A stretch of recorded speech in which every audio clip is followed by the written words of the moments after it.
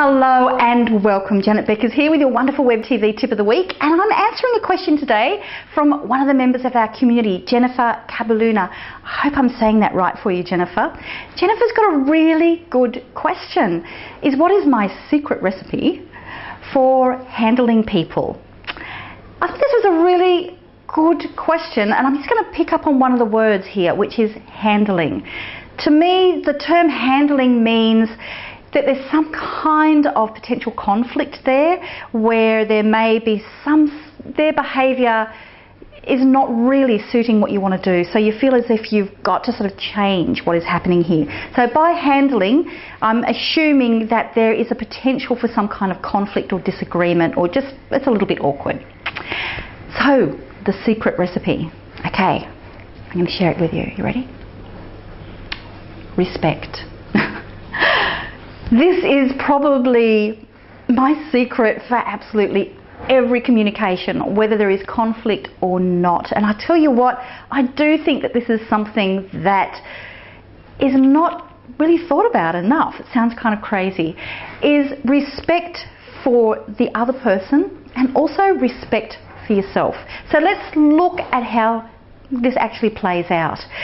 When you've got communication with people, whether it's a client, whether it's a loved one, whether it's people that you've got working with you, there's always going to be times when you may not see eye to eye, or you may not have clarity on what it is that you're trying to achieve.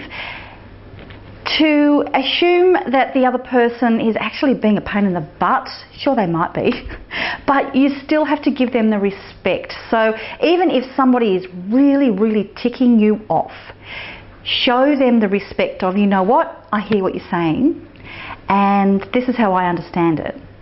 And let's look at what is going to help you to get what you need, while still allowing me to have what I need.